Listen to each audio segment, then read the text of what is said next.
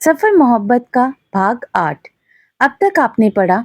अनुराधा के VIP room में shift होने के बाद जो नर्स उसकी ड्रेसिंग के लिए आती है वो गौरव पर चाकू से हमला करती है। बाद में वो अपना नाम स्मिता सिन्हा बताती है और फिर अपनी कहानी सुनाती है। अब आगे। गौरव अनुराधा को अपने से अलग करता है और कॉल बेल को प्रेस करता है। स्मिता मुस्कुराकर कहती है, बेकार कोशिश कर रहे हैं गौरव, कोई नहीं आएगा। ये वीआईपी रूम है, किसी को ऐसे ही यहाँ आने की परमिशन नहीं है। और वैसे भी इसका कनेक्शन मैंने पहले ही कटवा दिया था। मीरा, बाहर जाकर डॉक्टर को बुलाओ। गौरव के ये कहते ही मीरा दोनों गार्ड्स को स्मिता को पकड़े रहने को कहकर बाहर की तरफ तेज कदमों से जाती है और थोड़ी देर में डॉक्टर और नर्स लेकर आ जाती है। वो डॉक्टर स्मिता को ऐसे देखकर हैरान थे और पूछना चाह रहे थे, मगर गौरव ने कहा, पहले आप इनको देखें, बाकी हम आपको बाद में बताएंगे। अनुराधा के जिस हाथ पर स्मिता ने मारा था वहां उसे दर्द हो रहा था। उसने गौरव के हाथ को पकड़ा हुआ था। कमजोरी की वजह से उसकी आंखें नहीं खुल रही थी। गौरव उसका हाथ पकड़े हुए ही उसके सिरहाने बैठ जाता है और कहता है, मैं कुछ नहीं होने दूंगा आपको। डॉक्टर अनुराधा को चेक करते हैं, उसकी ड्रिप वापस से लगा देते हैं और कहते हैं, बाकी सब ठीक है। अभी इनको जो दर्द हुआ है उसके लिए दवा इस बोतल के जरिए हमने दे दी है, इनको आराम मिलेगा। थोड़ी देर में हम फिर से चेक करने आएंगे। डॉक्टर, क्या हम अनुराधा को घर नहीं लेकर जा सकते? यहाँ अब रहना सही नहीं लग रहा, और इतनी सिक्योरिटी के बाद भी ऐसा हो गया तो गौरव की भी जान को खतरा है। ये हॉस्पिटल है और यहाँ और भी मरीज हैं। मीरा ने पूछा। ठीक है, मैं देखता हूँ, आज तो यहीं रहिए। ठीक है डॉक्टर। अनुराधा दवा की वजह से फिर से सो जाती है। मीरा अपना फोन ऑन करके सुरेंद्र जी को फोन लगाती है, सारी बात शॉर्ट में बताती है और कणिका को लाने के लिए बोलती है। गार्ड्स ने स्मिता को पकड़ कर रखा हुआ है, वो उनसे छूटने की कोशिश करती है। मीरा उसके पास जाती है और कहती है, ये कोशिश मत करो, क्योंकि अगर तुम भागी तो ये लोग तुम्हें जिंदा नहीं छोड़ेंगे। स्मिता मुस्कुराती है और कहती है, मार ही दो तो ज्यादा अच्छा है, मैं अगर जिंदा रही तो गौरव को मार दूंगी। गौरव उसकी ये बात सुनकर उसके पास आता है और घुटने के बल बैठ जाता है और स्मिता से कहता है, सॉरी कहना सही नहीं है, लेकिन मुझे नहीं पता था कि ऐसा कुछ है। तब मैंने डीबी ग्रुप ज्वाइन ही किया था। उस वक्त सारे सबूत सिन्हा अंकल। मत कहो उनको अंकल, स्मिता ने चिल्लाकर कहा। गौरव एक पल को रुका और फिर बोला, मुझे पता है तुम्हें कैसा फील होता होगा। मैंने भी अपने मम्मी पापा को खोया है। माफी मांगने का कोई हक तो नहीं मुझे, लेकिन उस वक्त मेरी जगह कोई भी होता तो वही करता जो मैंने किया। तुम मुझे मारना चाहती हो, ठीक है, मार लो। अगर ऐसा करने से तुम्हें तुम्हारा सब कुछ वापस मिल सकता है तो मुझे कोई परेशानी नहीं है। गार्ड्स, छोड़ दो इनको, गौरव ने कहा। नहीं गौरव, ये। मीरा प्लीज बीच में मत बोलो, जो होगा देखा जाएगा। मेरे मरने से अगर इनको खुशी मिलती है तो यही सही। गार्ड्स ने स्मिता को छोड़ दिया। स्मिता ने हाथ छूटते ही गौरव की टी शर्ट का कॉलर पकड़ लिया और चिल्लाकर बोली, क्यों किया तुमने ऐसा? क्यों नहीं एक मौका दिया मेरे पापा को अपनी बात कहने का? तुमने मेरी जिंदगी की सारी खुशियां छीन ली, अनाथ कर दिया मुझे। कहते कहते स्मिता रो पड़ी। गौरव चुप खड़ा उसकी बातों को सुन रहा था। उसने स्मिता के हाथ को अपनी कॉलर पर से हटाया, उसे सोफे पर बिठाया और पानी का ग्लास उसको दिया। स्मिता हिचकियां भरकर रो रही थी। गौरव उसका हाथ पकड़कर नीचे बैठ गया और बोला, जिसने तुमसे और मुझसे हमारी सबसे प्यारी चीज छीन ली, उसके बारे में जानना नहीं चाहोगी कि क्या हुआ? स्मिता ने अपने आंसुओं से भरे हुए चेहरे से गौरव की तरफ देखा और बोली, उनका एक्सीडेंट हो गया था और वो ऑन द स्पॉट मर गए। गौरव ने कहा, जब मुझे पता चला कि बर्मन ने ये सब किया तब तक बहुत देर हो चुकी थी। बर्मन को मैं तब कुछ नहीं कह सकता था, उसके खिलाफ कुछ था ही नहीं। जिस बाइक की वजह से पापा की गाड़ी का एक्सीडेंट हुआ था वो खाई में गिर गई थी। उसका पता लाख कोशिशों के बाद भी नहीं लगा। पुलिस ने बताया कि वो बाइक चोरी की थी।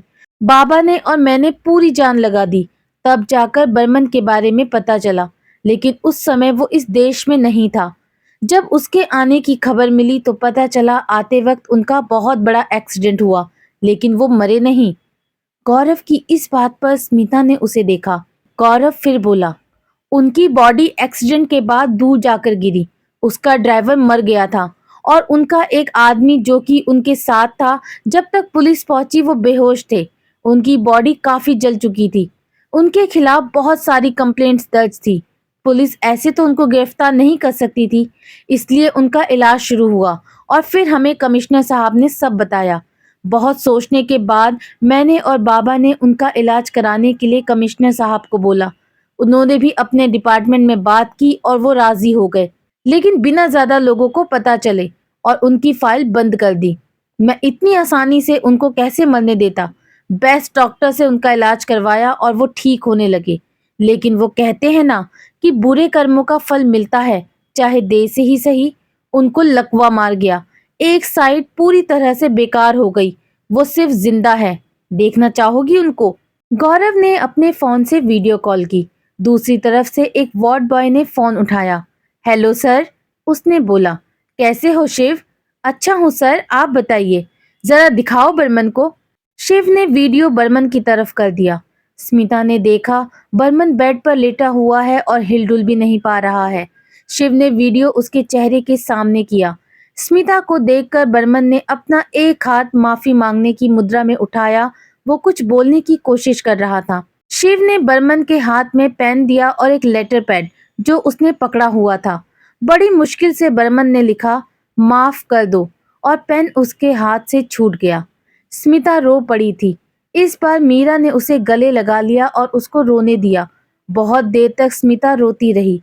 जब वो शांत हुई तो मीरा ने उसे पानी दिया और बोली, कभी कभी किसी की कोई गलती नहीं होती, हालात ऐसे हो जाते हैं कि कुछ किया नहीं जाता। स्मिता अब शांत थी। गौरव उठकर अनुराधा के पास आया। वो अभी भी सो रही थी। वो प्यार से उसका सिर सहलाता है और चेयर पर बैठ जाता है। उधर रस्तोगी जी, राहुल, डेविड, दीनदयाल जी और बाकी सबको सुरेंद्र जी सारी बात बताते हैं और अपनी टीम के साथ स्मिता के घर के लिए निकल जाते हैं। रस्तोगी जी दीनदयाल जी से हाथ जोड़कर माफी मांगते हैं। दीनदयाल जी उनको बैठाते हुए कहते हैं, कोई गलती नहीं है आपकी। आपकी जगह कोई भी होता तो यही करता, बल्कि कणिका के लिए हमें आपसे माफी मांगनी चाहिए। नहीं, ये आप क्या कह रहे हैं? बस वो सही सलामत वापस आ जाए। आ जाएगी, कुछ नहीं होगा उसको, दीनदयाल जी ने कहा। राहुल ने मीरा को फोन किया। मीरा? हाँ बोलो राहुल। सब ठीक है वहां? गौरव को कुछ हुआ तो नहीं? और अनुराधा जी ठीक है? हाँ सब ठीक है। गजब की बहादुर है अनुराधा। आज उसने फिर से गौरव को बचा लिया। उसके हाथ में लगी थी। डॉक्टर ने उसे नींद की और दर्द कम होने की दवा दी है। अभी वो सो रही है। हाँ सही कहा तुमने। गौरव ये बात समझे तब ना। मीरा हंसी और बोली, समझ भी गया है और शायद वो बदल गया है। मतलब? अनुराधा शायद उसको पसंद है। क्या? अरे बताओ तो, ऐसा कब हुआ? कब का तो मुझे पता नहीं, लेकिन कुछ तो है। अरे जल्दी बताओ यार, मैं क्यों नहीं हूं वहां ये सब देखने के लिए? मीरा हंसी और बोली, क्योंकि तुम्हारे नसीब में ये नहीं है। ऑफिस के कामों में ध्यान दो। हाँ वही दे रहा हूँ। बाकी मैं सारी बात मिलकर सुनूंगा। चलो बाय, मेरी मीटिंग है अभी। बाय, कहकर मीरा ने फोन कट कर दिया। स्मिता गौरव के पास जाकर कहती है, सॉरी तो मुझे भी बोलना चाहिए। मेरी वजह से कुछ नहीं हुआ। अगर होता तो मैं तुम्हें मार डालता। गौरव मुस्कुराते हुए कहता है, चलो अब सब क्लियर हो गया। अब भी कुछ है तो स्मिता तुम कह सकती हो। स्मिता अनुराधा के पास जाती है, उसके हाथ पर अपना हाथ रखती है और बोलती है, सॉरी। तभी दरवाजे पर कोई नॉक करता है। गार्ड्स दरवाजा खोलते हैं। बाहर पुलिस खड़ी थी एक लेडी कांस्टेबल के साथ। सबने उस तरफ देखा तो पुलिस इंस्पेक्टर ने कहा, हमें कमिश्नर साहब ने स्मिता सिन्हा की गिरफ्तारी के लिए भेजा है। ये रहा वारंट। जी मैं तैयार हूँ, स्मिता ने कहा। गौरव उठकर खड़ा हुआ और बोला, लेकिन मैंने तो कोई कंप्लेंट नहीं की, ना ही एफआईआर, तो आप कैसे इनको लेकर जा सकते हैं? सर हम इनको लेकर तो जाएंगे ही। आपको जो बात करनी है वो थाने में आकर कीजिए। ऐसा कहकर लेडी कांस्टेबल स्मिता को अपने साथ ले गई। स्मिता को पुलिस लेकर चली जाती है। गौरव अपने वकील को फोन करता है और उनको सारी बात बताता है। वकील गौरव को स्मिता को कुछ नहीं होगा कहकर पूरी जानकारी के साथ गौरव से मिलने की बात करता है। उधर कमिश्नर साहब स्मिता के घर जाते हैं और कणिका को सही सलामत भारद्वाज मेंशन ले आते हैं। भारद्वाज मेंशन में रस्तोगी जी और उनकी पत्नी बेसब्री से कणिका का इंतजार कर रहे थे। कमिश्नर कणिका को साथ लेकर आते हैं। कणिका दौड़कर अपनी माँ को गले से लगा लेती है और रोने लगती है। रस्तोगी जी प्यार से उसके सिर पर हाथ रखते हैं और कमिश्नर साहब को धन्यवाद देते हैं। तभी कमिश्नर साहब का फोन बजता है। फोन गौरव का था। Hello Gaurav. Hello sir. Kanika वापस आ गई? वो ठीक है?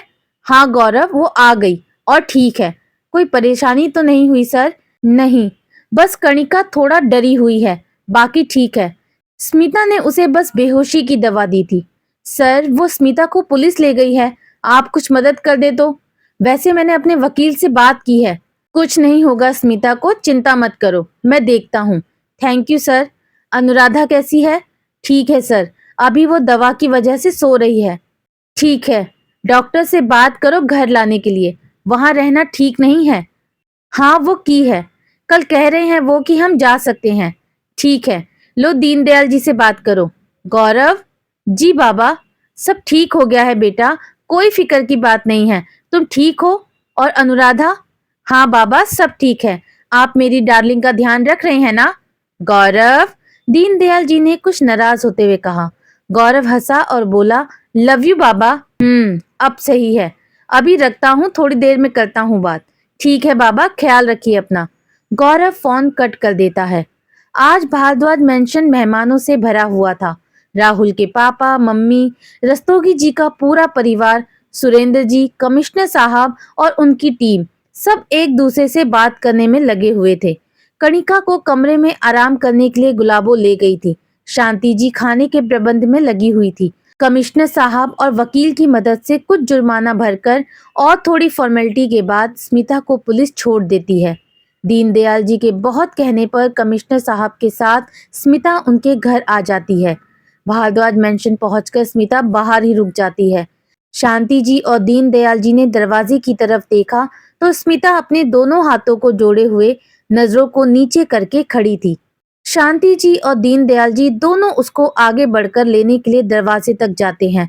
शांति जी स्मिता के दोनों हाथों को नीचे करती है और उसके झुके हुए चेहरे को ऊपर उठाती है। स्मिता की आंखों से आंसू बहने लगते हैं। शांति जी उसे गले से लगाते हुए कहती है, चुप हो जाओ बेटा, जो हो गया वो हो गया, सब ठीक है, किसी को कुछ नहीं हुआ, हमारे लिए इतना काफी है। स्मिता रोते हुए उन्हें कस कर पकड़ लेती है और भरे हुए गले से कहती है, मुझे माफ कर दीजिए, मैंने बिना सोचे ही ये सब। तभी दीनदयाल जी बीच में ही बोलते हैं, कुछ गलती हमारी भी थी बेटा, और स्मिता के सिर पर प्यार से हाथ फेरते हैं। शांति जी स्मिता को लेकर अंदर आती है। स्मिता रस्तोगी जी से और उनकी पत्नी से भी माफी मांगती है। वो लोग उसे माफ कर देते हैं। स्मिता कणिका के बारे में पूछती है तो गुलाबो उसे लेकर कणिका जिस कमरे में थी उसे वहां लेकर जाती है। कणिका, स्मिता ने कहा। कणिका ने घूम कर देखा और वापस से मुंह दूसरी तरफ कर लिया। मुझे पता है तुम मुझसे नाराज हो, माफ कर दो मुझे, मैंने तुम्हारे और बाकी सबके साथ बहुत गलत किया, मुझे सारी सच्चाई अभी पता चली। कणिका अपनी जगह से उठी और स्मिता के पास आ गई। उसे देखते हुए बोलती है, मैंने तुम्हें अपना दोस्त समझा, सारी बातें तुम्हें बताई, लेकिन तुमने मुझे अपना दोस्त नहीं समझा। अरे एक बार बताया होता तो मैं मदद करती तुम्हारी, गौरव से बात करती, लेकिन तुम तो सबकी जान के पीछे पड़ गई, बिना सच जाने आधे सच के साथ। माफ कर दो कणिका, प्लीज माफ कर दूं। गौरव को, अनुराधा और मुझे कुछ हो जाता और तुम्हें बाद में सच पता चलता तब क्या होता? कणिका ने अपने सिर को नीचे झुका लिया। सिर नीचे झुकाने से माफी नहीं मिलने वाली तुमको। क्या कर सकती हो तुम माफी के लिए? कुछ भी, जो तुम कहो, स्मिता ने ऊपर देखते हुए कहा। तुम अकेली रहती हो ना? हाँ, स्मिता ने कहा। तो तुम्हें वो घर जिसमें रहती हो छोड़ना पड़ेगा। क्यों? क्योंकि तुम मेरे साथ मेरे घर में रहोगी। क्या? कणिका ने मुस्कुराते हुए कहा। हाँ, यही सजा है तुम्हारी कि तुम मेरे साथ रहोगी, जिससे अगर तुम्हारा दिमाग फिर से खराब हो तो मैं उसे डंडे से मारकर शांत कर सकूं। कहते हुए कणिका ने उसे गले लगा लिया। स्मिता भीगी आंखों से बिना कुछ कहे बस ऐसे ही उसके गले से लगी हुई थी। भारद्वाज मेंशन में खुशी का माहौल था। सबने खाना खाया और वीडियो कॉल पर गौरव से बात की। शाम हो चली थी। राहुल अपना ऑफिस का काम खत्म करके हॉस्पिटल पहुंच गया था। मीरा उसे बाहर ही मिल गई थी। दोनों बातें करते हुए अनुराधा के रूम की तरफ आ रहे थे। अनुराधा नींद से उठी तो उसके सामने बैठा हुआ गौरव टैब पर कुछ कर रहा था। अनुराधा उठने की कोशिश कर रही थी। उसके हाथ पर जोर पड़ा तो अनुराधा के मुंह से आह निकल गई। गौरव ने उसकी तरफ देखा और जल्दी से उठकर उसके पास गया। अनुराधा गिरने को हुई तो वो उसे संभालते हुए थोड़ा नाराज होते हुए कहता है, क्या हुआ? क्या चाहिए आपको? मैं हूं ना यहाँ। वो मुझे बैठना है, अनुराधा ने हल्के से कहा। गौरव उसको आगे करता है और तकिया उसके पीछे लगा देता है। गौरव अनुराधा के सामने झुका हुआ था, जिससे अनुराधा का चेहरा दिख नहीं रहा था। राहुल और मीरा उसी वक्त रूम में आते हैं। राहुल अपनी और मीरा की आंखों पर हाथ रखते हुए कहता है, कुछ नहीं देखा हमने। मीरा चलो वापस, ये दोनों बिजी हैं, हमने डिस्टर्ब कर दिया इनको, थोड़ी देर में आएंगे। गौरव राहुल की आवाज सुनकर पीछे पलटकर देखता है और अनुराधा को तकिए के सहारे बिठाते हुए कहता है, हाँ मैं तो बिजी हूँ और तुम तो एकदम खाली। आ जाओ, नाटक मत करो। और मैं अनुराधा को बैठने में हेल्प कर रहा था। हाँ वो तो हमने देखा ही। और मुस्कुराकर अनुराधा से पूछता है, कैसी हैं आप अनुराधा जी? ठीक हूँ। परेशान तो नहीं किया इसने आपको? अनुराधा ने गौरव की तरफ देखा और कहा, नहीं। गौरव उसी की तरफ देख रहा था। वो मुस्कुरा दिया। ओहो क्या बात है, कहकर गाने लगता है। आंखों ही आंखों में इशारा हो गया, बैठ बैठ जीने का सहारा हो गया। गौरव उसे अपने पास रखा हुआ न्यूज़पेपर फेंक कर मारता है। अनुराधा और मीरा दोनों हंसने लगते हैं। रात को हॉस्पिटल में सबने खाना खाया। राहुल और मीरा दोनों आज वहीं रुकने वाले थे, लेकिन ये बात गौरव को पता नहीं थी। उसने राहुल से कहा, घर नहीं जाना तुम्हें? नहीं, आज मैं यहीं रुकने वाला हूँ, राहुल ने कहा। क्यों? और मीरा तुम? मैं भी यहीं रुकूंगी। क्यों, बाहर गार्ड्स हैं ना? फिर? क्योंकि अनुराधा जी के साथ हम तुमको अकेला नहीं छोड़ेंगे। क्या पता तुम्हारा दिमाग खराब हो और तुम उनको फिर परेशान करो, राहुल ने कहा। क्या बकवास है, मैं क्यों परेशान करूंगा? मैं तो अनुराधा से प्यार। गौरव कहते कहते रुक गया। क्या कहा तुमने? मीरा ने उछलते हुए कहा। तुम अनुराधा से? गौरव ने सोफे पर रखे हुए तकिए से मीरा को मारा। अनुराधा गौरव को हैरानी से देख रही थी। आशा करती हूँ दोस्तों, कहानी का ये भाग आपको पसंद आया होगा। पसंद आया है तो प्लीज मुझे कमेंट करके जरूर बताएं। मेरे चैनल को ज्यादा से ज्यादा सब्सक्राइब करें, फ्रेंड्स में शेयर करें और बेल आइकन दबाना बिल्कुल भी ना भूलें। बहुत जल्दी मिलूंगी आपसे इस कहानी के अगले भाग में। तब तक के लिए बाय बाय।